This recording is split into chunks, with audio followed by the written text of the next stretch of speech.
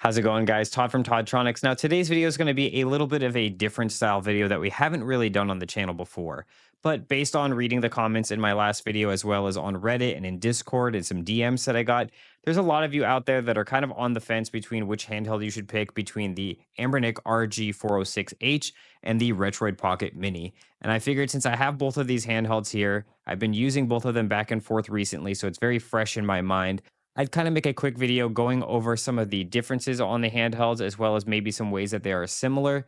Now, spoiler alert, at the end of this video, I'm not going to give you a definitive answer. I'm not going to tell you that you should pick one handheld over the other. However, I am going to showcase the differences and maybe some very specific aspects or scenarios that I like one handheld over the other because at the end of the day, a lot of these are a matter of taste and are very subjective. Some of them are going to come down to performance, but sometimes it's just going to be a matter of what you personally are looking to use this device for. And like I mentioned before, this is a very new style of video for the channel. So if this is something that ends up helping you, please let me know in the comments down below if I helped you make a decision today. After all, the entire point of this channel is to kind of connect with viewers like you, make cool videos, and kind of help inform the community on what's out there in terms of these products and what they have to offer. Now, one of the first things that people are going to notice right off the bat looking at these two handhelds is that we have two different size screens at two different resolutions and two different panel types. Now, the Retroid Pocket Mini has a 960p display, but it is only at a 3.7-inch size. However, it is an AMOLED panel, so you're going to have an amazing contrast and even better battery efficiency. And looking at the Anbernic, we have a IPS screen at 4 inches, and this one here is coming in at 720p. Now, it goes without saying, but you can't actually compare what these two screens look like through a YouTube video. It's just something that I'm going to have to talk about and describe with my words. Starting off with the Anbernic IPS display, it is actually a really good IPS display with pretty decent viewing angles. On this particular unit that I have here, I didn't notice any crazy issues with things like backlight bleed like we've seen in the past. And I think that the 720p at this 4-inch screen is plenty. Another thing that I want to point out, even though it may be coming off different on camera, is that this actually has really good colors. Of course, it's never going to have the inky blacks that this screen here has because it's not an OLED panel, but the color reproduction on this is really vibrant and really nice. Now, when it comes to the RP Mini, I do notice that the screen size being smaller is something that bothers me. I think 3.7 inches is fine for a lot of different retro systems, depending on what you're playing. However, when it comes to things like PS2 and GameCube games, especially when things get a little text heavy or you're looking for symbols on screen, it tends to give you a little bit more eye strain. But that also could be subjective to me because I don't see up close nearly as well as I do from afar. Now, this next part that I'm going to bring up is more specific to this particular color option. If you were to pick up a black Retroid Pocket Mini, one of the benefits of having that OLED display is when the pixels are off, they are literally off. So it can give kind of like a floating image look. And we do also have an all glass front panel, kind of like a premium smartphone. So it really helps that screen to kind of just disappear and blend into the rest of the handheld. And it does give off a really cool effect, especially if you're playing in a dark area somewhere like in your bed or something like that. Now, when it comes to screen brightness, the Retroid Pocket Mini absolutely blows the 406H out of the water in brightness. It easily gets probably close to double the brightness if I were to just guess. I don't have an official way of testing here. However, I will say that the 406H does get plenty bright for an indoor scenario. I'm in a studio right now with lots of bright studio lighting, and it still doesn't feel like it's washed out or anything like that. But if you were to take this outside, you would definitely have a better experience viewing the handheld with the Retroid Pocket Mini. That's without a doubt. And when it comes to brightness levels at their lowest, both of them get pretty dark. So I don't think that that's going to be an issue if you're trying to play in bed or something like that. They both get very dim. And it's just something I wanted to point out because a lot of people do take these handhelds out and about and do also play them in the bedroom at night. Now, when it comes to protecting your device, the Anbernic RG406H is going to come with a screen protector in the box, and that's super nice of them to include that. They've done this for a while. I've had a few handhelds in the past from Anbernic that didn't come with screen protectors, but most of the time they do come with one. And as long as you get it on first try without any sort of issues, it's very nice that they include that. However, when it comes to the Retroid Pocket Mini, you don't only have to buy the screen protector separately, which I chose not to do, but it's actually a screen protector that goes over the entire front of the device. Because keep again in mind that this is a full glass panel. So if you were to drop this and say it were to hit the corner right here, you would maybe possibly be subjective to getting some cracking or breaking. Haven't done any sort of durability tests or anything like that, but it is something to keep in mind that if you're going to put a screen protector on this, it's going to go all the way around the buttons and the joysticks and things like that. I don't really know how that would feel. Nobody that I know actually picked up a screen protector to go with the Mini. I did get one with the Retroid Pocket 5, but it hasn't come in yet.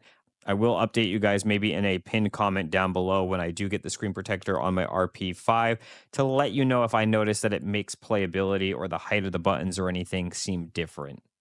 Now, this next part may be a matter of personal preference. However, the stick positioning layout between the two different devices is obviously different. I prefer this Xbox style layout where you have the stick at the top and the other stick down here at the bottom. However, there's also a lot more to grab onto with this device. So I feel that it's not actually a problem for twin stick shooting games and things like that to use with this device. Both thumbsticks have about the same amount of travel. However, they are more recessed into the device when it comes to the Retroid Pocket Mini. So it's going to be a matter of preference. However, this device is a little less ergonomic to my personal taste. I do notice that if I'm going to use the thumbstick down here and a button up here, I kind of feel like I'm holding my arm at an angle, sort of like a slant, and I don't love that too much. However, it's not the worst in the world. If it comes down to using both analog sticks at the same time and say something like the triggers, I don't think that that would be a very good experience with this handheld at all. And obviously, having the thumbstick stick out more on the RG406H is going to affect the way that you would put something like this in your pocket. It's not really going to be a big issue here with the Retroid Pocket Mini. And since we're talking about ergonomics, I might as well showcase the back of each of these devices. I've already mentioned it in the video. I do find the ergonomics on the RG406H to be much better than the RP Mini. You have a sort of gritty texture here that you can put your fingers on when you're holding onto the device. And this is just a little bit more pronounced, the same way that a controller would be. And it just feels really nice to just rest your hands on it. However, when it comes to the bump out on the back of the RP Mini, it's quite small. I feel like the best you can do is kind of put your middle finger or your index finger in the middle of this and kind of rest it on it. However, it's very rounded. So even then, when you're moving around or pushing buttons a lot, it still doesn't feel quite as secure. And the texture on the plastic back here is very smooth, not necessarily slippery or anything like that. But having this texture here does make a noticeable difference in how gripped it feels in my hands. But on the flip side of that, this device is definitely something that you can put in your pocket, which I would hope you'd be able to because it's literally called the Retroid Pocket. So you do have to sacrifice a little bit of ergonomics in order to be able to do something like that. I don't find this to be uncomfortable. I may have some nitpicks with the way that it feels, but at the end of the day, it's light. It's easy enough to hold on to that I don't think it's a big deal. However, when you're going back and forth between two devices, it's really easy to see the key differences. And I could probably play a lot longer on a device like this without feeling burdened. Now, when it comes to the device's D-pads, my absolute favorite is the Anbernic. They've gone with this Sega style D-pad where you have your regular four directions as well as your little spots here to push in for diagonal inputs. I play a lot of fighting games and platformers, and I tend to find this one to be a little better for that, as well as the location of it isn't too bad. I know being below the stick isn't everybody's favorite placement, but where you have that nice grip on the side to hold on to, as well as that texture I mentioned before, you can feel pretty secure playing for a long time on this D-pad. However, I know that there is a huge community out here behind these PlayStation Vita style D-pads. It's a little easier to push in, and the reason why I don't care for this too much isn't actually anything to do with the way that it feels. It's more to do with just the size. So when it comes down to D-pad, I really think this one is going to be a personal taste kind of thing. I don't think that either of these D-pads are necessarily better than the other. I just know that for the types of games that I play a lot in my experience, I tend to find this one to be a little better.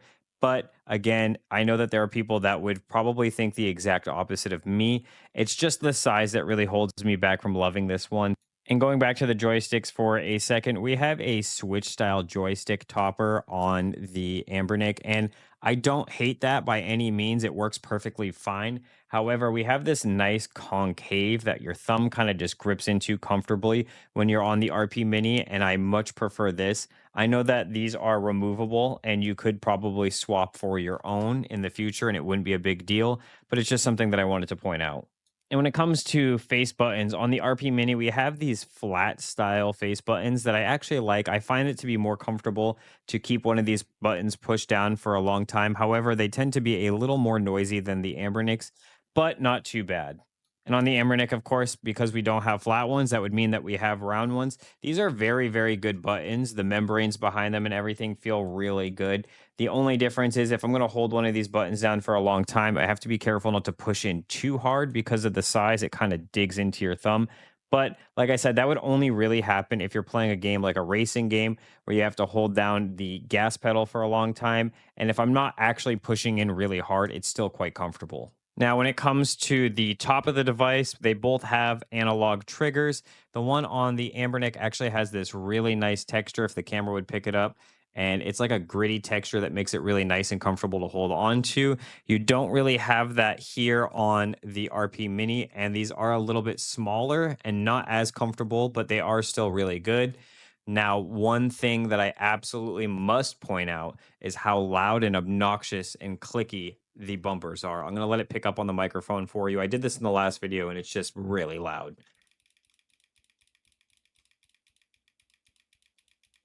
I know that there's probably some people that'll have some mods or solutions. Maybe you could put some like electrical tape or something over the switches. But yeah, these feel like a mouse click switch or something like that. And when you go to compare it to the RP Mini, I mean, these are clicky too, but you could choose to push these in less hard and they wouldn't be as loud. So versus now, speaking of a couple more places where we can point out some differences, the Anbernic is going to ship to you with Android 13, and the RP Mini is going to ship to you with Android 10. However, the RP Mini does have some support with Linux. And if you're wondering why you would want Linux on a device like this, it's going to open up a few more options for you that you might not be able to do on Android. Things like being able to use Portmaster to port over PC games. And since this does have that Snapdragon chip, it's pretty powerful. You could probably get a lot of use and fun out of using Portmaster on this device. And the Anbernic over here has a Unisoc T820 chip, which is a fairly capable chip in its own right. It can play most PS2 and GameCube games and can upscale some of them between 2, sometimes 3x. But the Snapdragon 865 that we have here and the RP Mini is much more powerful. Now, when it comes to battery life, both of these devices get fantastic battery life. I'm not going to get too into the weeds because I haven't fully done all of my battery testing yet. However, I haven't really run into an issue where I'm playing the device and I feel that it's draining super fast on either of these handhelds. Now, both of these devices come with their own built in internal storage, but they do also accept an SD card. I do find that this little flap here on the SD card that covers it for the RP Mini is a cool feature. I wish we had something like that on the Anbernic because using a white SD card, as you can see here, really just sticks out a lot on this black device. So, just something to note. And the quality of plastics, as far as fingerprints and smudging and stuff goes on both of these devices, is about the same. Both of them are fairly good at rejecting fingerprints. Now, the one place you're going to notice a big difference is, of course, on that glass front that I mentioned before on the RP Mini. It definitely picks up fingerprints pretty quickly. Now, when it comes to the ability to dock these handhelds, both of these handhelds have the ability to do video out with USB-C. I haven't thoroughly investigated or done a ton of testing with that, but from my understanding, it works quite well. However, there have been some reports of input lag that happens every so many seconds from Russ at Retro Game Core on the side of the Anbernic. I haven't heard any sort of issue like that crop up with the Retroid. Another cool fact is the Retroid actually has the ability to use an official dock that you can buy from Retroid for around $30. I do like that because it gives you a better solution for sticking it down on a dock because I don't think that most normal handhelds are going to accommodate having the USB-C on the bottom right side of the device. And one last thing I kind of wanted to touch on before wrapping up this video is that there is an obvious difference in power between the two devices. Now, both of these devices are quite capable and will be able to give you a great experience playing things like PS2 and GameCube for the vast majority of the libraries. However, as far as a quality of life thing goes, you're always going to be able to upscale quite a bit more with the Retroid Pocket Mini. And some of those games that tend to just give emulators trouble for whatever reason can sometimes be muscled through with the Retroid Pocket Mini due to the fact that it has that Snapdragon 865 chip. And there are a few titles that just straight up will not play or will not play as well on the RG406H here. But I would say that it's at least 90% of the compatible library for PS2 and GameCube is going to work on both of these devices. But if you're someone that really likes to squeeze the most amount of power and get the best visual fidelity out of your games, the Retroid Pocket Mini is a clear hands down winner here.